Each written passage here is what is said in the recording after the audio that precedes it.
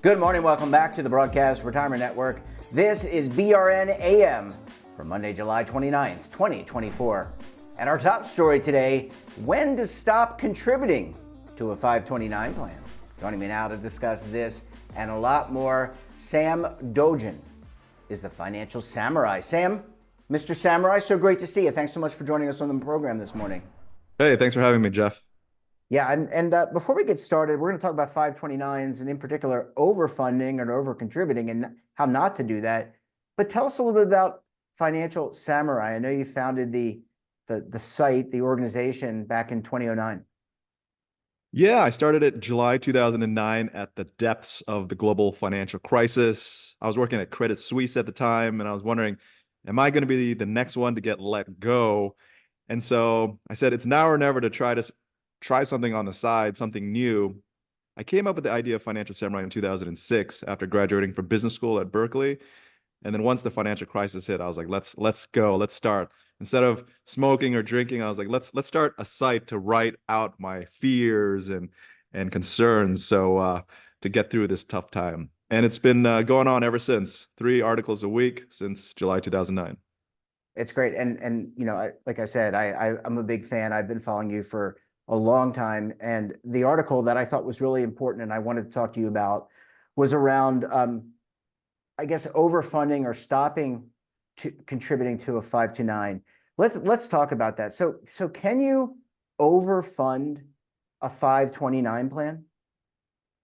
Well, I would say, given the cost of college is so high right now, most families cannot overfund their 529 plan because I'm not sure most families can figure out and eventually meet that future cost. Right now, for the cheapest public college for 4 years, living expenses, room board, all that stuff, tuition, it's about 140,000.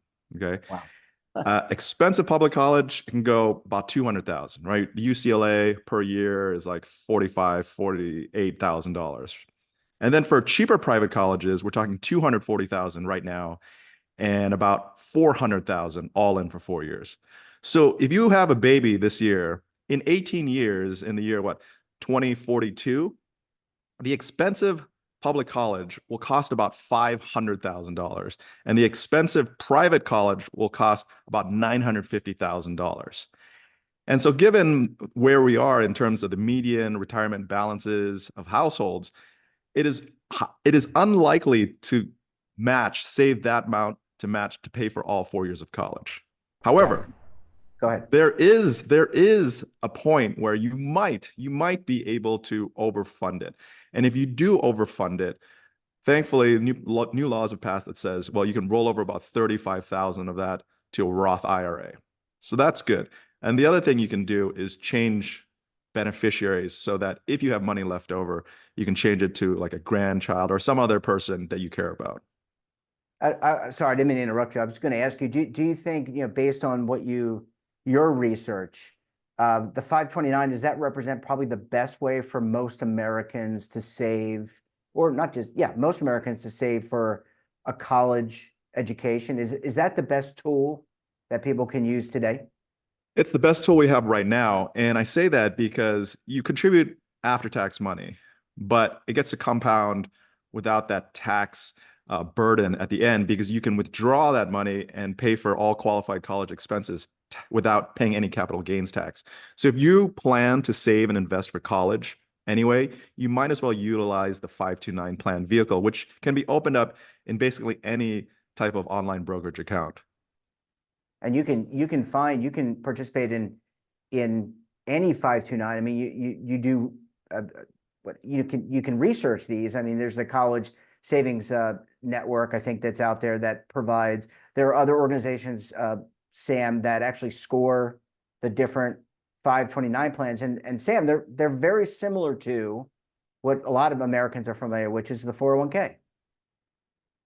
They're similar but different. So it's more similar to, I would say, the Roth IRA, because you're Okay. contributing after tax money. With a 401k, you're contributing pre-tax money, and then you pay Typically. the capital gains tax afterwards, right? So yeah, there are a whole bunch of 529 plans sponsored by state. You don't have to stick with your own state, and then each state has different laws where it allows for some type of credit. Unfortunately, for California, there's no type of credit. But you can do the research and you can choose which plan is best for you. And do you think, because I'm in the industry, I've known about the 529 plan for probably 30 years. You're knowledgeable. You know about the 529 plan. Do you think most American families are aware of the 529 plan and its benefits, or do they need a bit more education when it comes to these plans and how to use them? And in particular, some of these newer provisions that I think were part of Secure. Oh, I think most families don't contribute to a 529 plan and they don't know about the benefits. So we definitely need to educate families more, especially given how expensive college tuition is today and will be in the future. Again, I'm just modeling out 5% increases in college tuition, room and board every year for the next 18 years. And I'm getting to this 500,000 all in for 4 years for public and almost a million all in for private. And I don't think families understand how expensive college will be. And I've been fighting back against this crazy rise in college tuition costs for the past 20 years. And it's only gotten worse because of internationalization and the desire for status and connections. It's a super competitive world out there.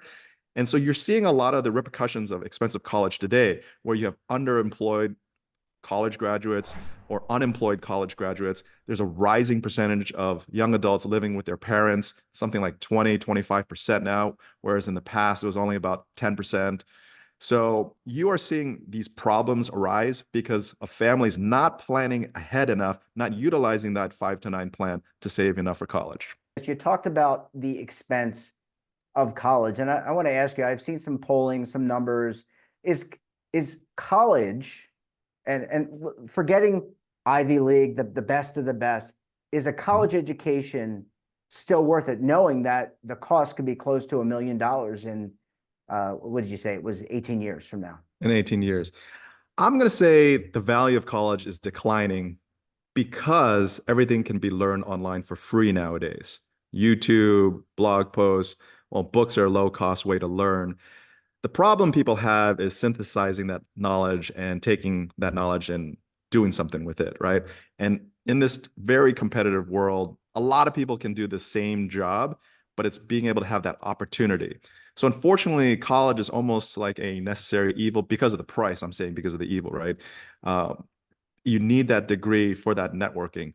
But I'm gonna bet that over the next 18 years, college is going to devalue further and more people are going to be more industrious and figure out how to do things on their own and have those actionable skills that employers want.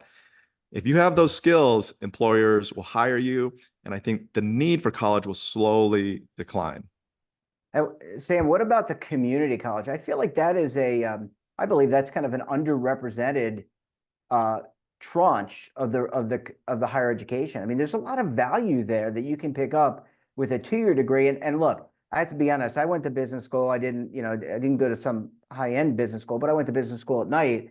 But when I came out of college, Sam, I didn't know what I wanted to be, and I felt like thankfully I had parents that were able to help me pay. But I feel like a lot of people, when you're 18, 19, 20, I don't think you really know what you want to do unless you're really, unless you really know, unless you really know. Yeah, I think community college is great. It's either going to be free or definitely under $5,000 a year. So it's very affordable. You do it for 2 years. During that time, when you're 18, 19, or 20 years old, potentially after high school, you figure out your life in a low cost way while hopefully being able to live at home and save on those living costs. I think those 2 years for people who don't know what they want to do, community college is fantastic because you can always figure things out in a low cost way, do well, and transfer those credits to a low cost state school or to a private college, especially if they give you scholarships and grants. So, Sam, let's finish our conversation this morning.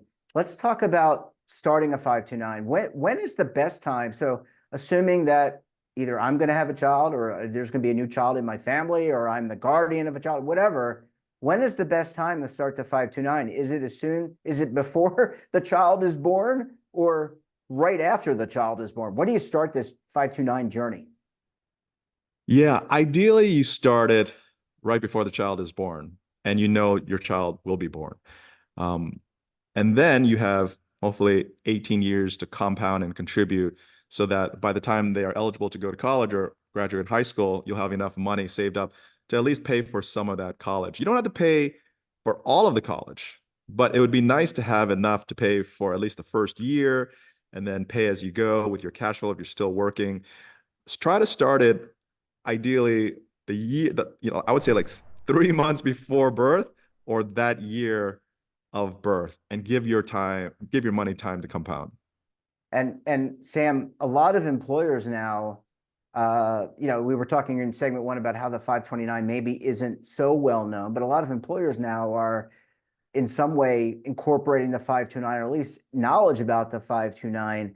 A lot of employers now are offering retirement plans. Does it have to be an either or? Because you could do the planning for your child's education, or your nephew or niece's education. But what about sacrificing your own retirement?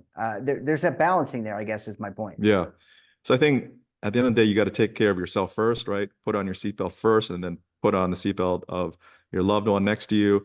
So I think everybody should try to max out their 401k plan if possible. I think it's $23,000 contribution for 2024. It keeps on going up, $500 to $1,000 every couple of years. Yeah. Try to do your best to max out your 401k, because that is important for your retirement, and that is pre-tax money, so that lowers your taxable income as well. And then after that, what's left over, try to contribute to your 529 plan. At the end of the day, we're all working, saving, and investing for something. So if you are a parent, your most important duty is to protect your child, love your child, and educate your child. And so saving for college or for a private grade school, whatever it is a priority for all parents. So you have to prioritize saving for college.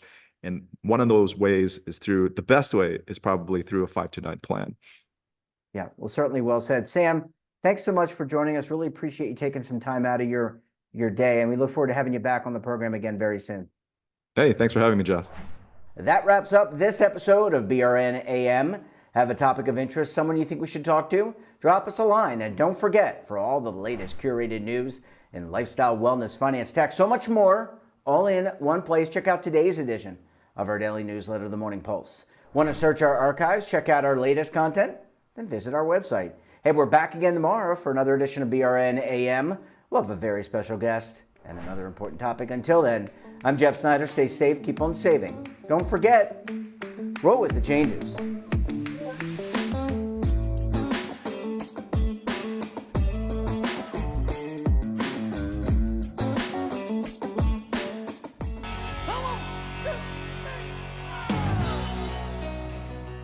Now is your opportunity to co-create content around any topic on the first lifestyle and wellness network. Reach a global audience through our platform and co-own exclusive branded content. All of our programs are available on demand and also as audio-only podcasts, so you can take us on the go. Broadcast Retirement Network, available anytime, anywhere, and on any device.